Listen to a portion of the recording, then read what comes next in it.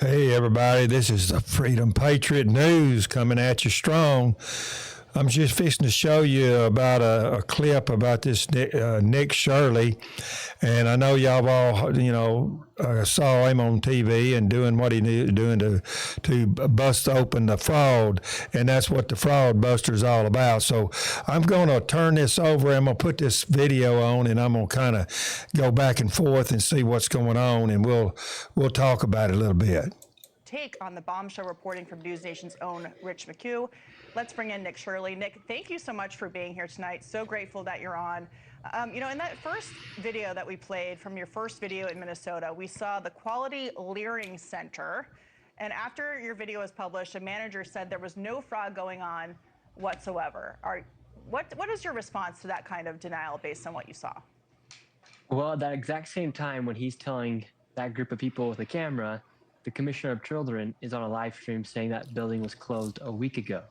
He got caught lying, and now it has been officially been shut down once again. Okay. That right there exposes what fraud's all about. Lying, cheating, stealing, all of these things that they had. It's so much difference from one story from Nick here, and then the other story that the guy that got caught, he's talking about all the different about Nick and how he's not doing the job right. So just listen to this, and we're going to get to the differences of both ends of this deal. So the videos you've been publishing from your time in Minnesota have received hundreds of millions of views. It's so impressive. And it preceded the governor's decision, Governor Walz, to abandon his reelection plans. But do you think there'll be any accountability, though, for him? Do you think that he knew more about this, given his decision to leave the governor's race, so much so that it would impact his ability to get reelected? Tim Walz has been talking about getting rid of fraud since 2019. So to think that he didn't know about it happening from 2019 to 2016, it's impossible. Exposure. What is so well done here is the exposure of fraud. And when it hits you in the face, like the governor there for Minnesota, now all he can turn and run. He's got to get out of the face of truth. So Nick is doing the job that I don't know why it hadn't been done before. I just know that this young man right here is taking care of business where all the Minnesotans, in regards to position of governorship, mayor, whatever it may be in that state, would not lift a finger. And what that tells me, and he'll say it in a few minutes, so I'm going to let him say it, but when you expose the fraud and you give out a sure enough clip of what's going on, they can't do anything but run. Okay. It's Literally impossible. Okay. Well, some of your questions some of the people you question in your videos have accused you of targeting them for their ethnicity or religion. Let's take a listen. If you don't want us here, change the freedom of religion. Say, listen, we don't want Muslims in this country anymore. We're not saying that. No. We're not. Okay, here it is. These people are the ones that are probably on the take too, and they want to do some things that trying to convert the truth. So he's trying to get into some kind of religious or some kind of, off the wall stuff. But Nick holds his ground and just goes on and takes care of business like he should be. And, that's the only way to do it. These people are they're caught.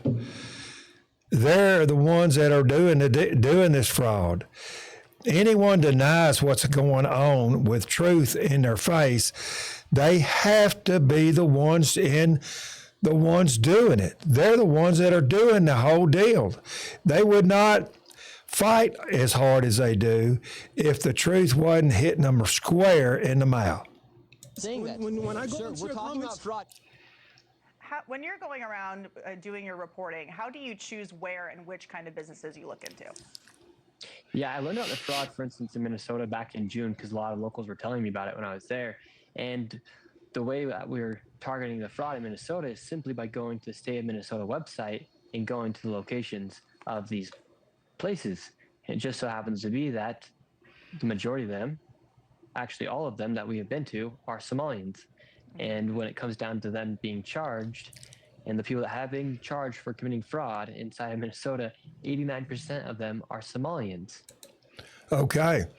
So all he did was do a little research work and then go put, on the ground. He took what he needed to do to go into those places where they were and actually knock on the door, take care of the business of being there and seeing what wasn't there. So you gotta, you just gotta. That's the only way that you're going to looks like it's going to be able to be accomplished here. You're not going to be able to talk about it, or you're going to go on to TV and say something about it. You go out there and you take your own self to the place, and now they hadn't got any, any really representation that is there to cover what kind of money they're frauding. And so that's just a fact of the matter about what's happening inside of Minnesota, to be quite frank. Seems like a way to distract away from what you're actually finding and seeing there. But we're learning that this is not just a daycare problem. News Nation's Rich McHugh has reported on millions of dollars paid to assisted living facilities owned by a man under indictment in another money laundering scheme. So why do you think it is that Minnesota hasn't been able to limit the opportunities to defraud taxpayers of millions, if not billions of dollars? Well, quite frankly, I think a lot of people are in on it. Harry, is that the answer? They're not in on it. They developed it. They put it in place, and they're the ones putting the money in their pockets or in their some way a bank account. They're moving it one way or the other.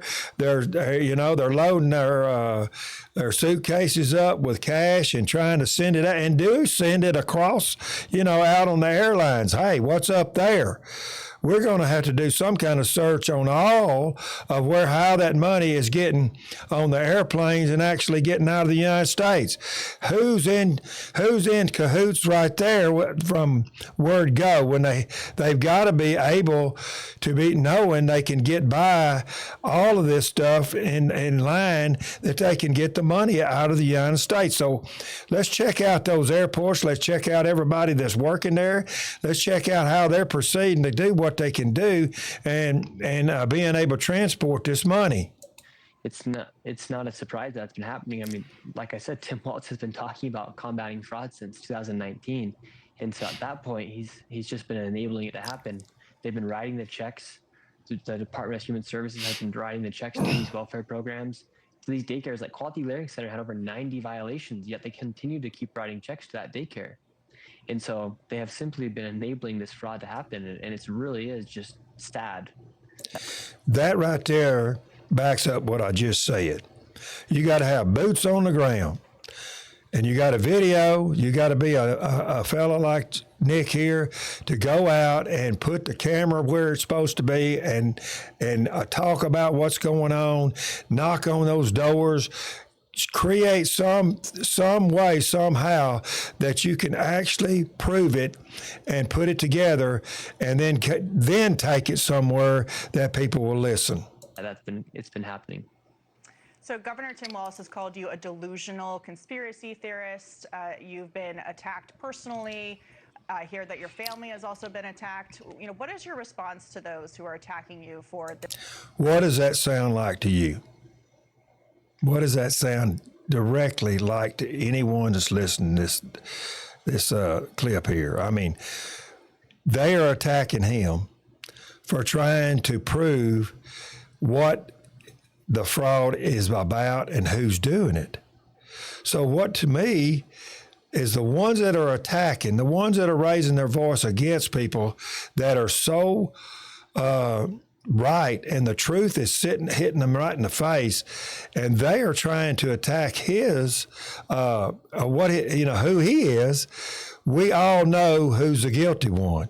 It all winds up that way, and it proves to the fact that he is unraveling this whole fraud. This kind of reporting. Well, first, Tim Waltz. If I was a delusional conspiracy theorist, he wouldn't have dropped out of running for re-election. And other people that are coming after me, I mean, I'm just showing people what's happening. So if you don't like the truth, truth hurts, I guess. Can you tell us about your next project? Okay.